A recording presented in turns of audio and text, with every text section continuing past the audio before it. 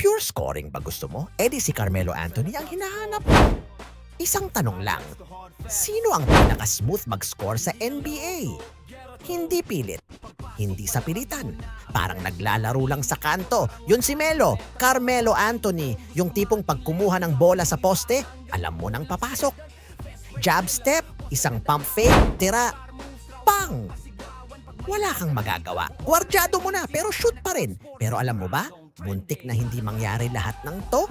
College pa lang iba na si Melo. 2002, pumasok siya sa Syracuse University. Freshman, 19 years old lang. Pero anong ginawa? Dinala niya mag-isa yung buong school sa championship.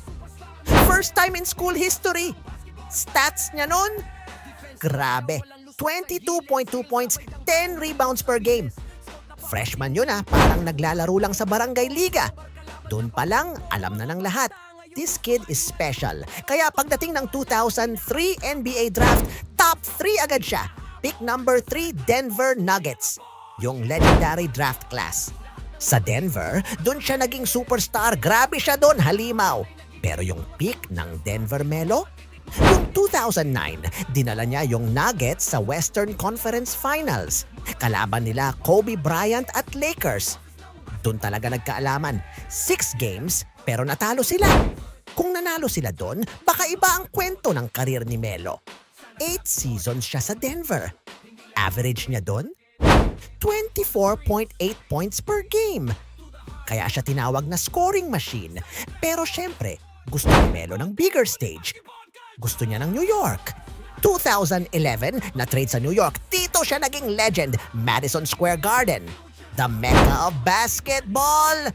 Dito niya pinakita lahat. Walang halong biro. Ito yung prime Melo. 2012 to 2013 season, ito yung pinakamalupit. Naging scoring champion siya.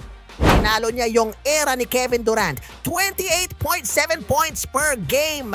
At yung iconic na laro niya, 62 points sa Garden kalaban Charlotte Bobcats. 62. Walang tres-tres masyado. Puro mid-range, puro footwork, puro bully ball. Classic Melo. Record pa rin yon hanggang ngayon sa MSG. 7 seasons sa Knicks, 10-time All-Star, 6-time All-NBA team.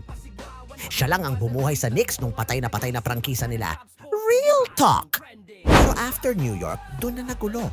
Napunta sa OKC Thunder kasama si Westbrook at Paul George, di nag-work. Napunta sa Houston Rockets, 10 games lang, tinanggal.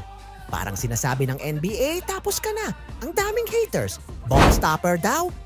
Laos na daw. Pero si Melo, hindi umiyak. Nag-work lang. 2019, binigyan ng chance ng Portland Trail Blazers. Akala ng lahat bench lang. Anong ginawa? Nagpakita ulit. Naging starter ulit, clutch pa. Tapos sa Lakers kasama si LeBron, yung tropa niya since high school.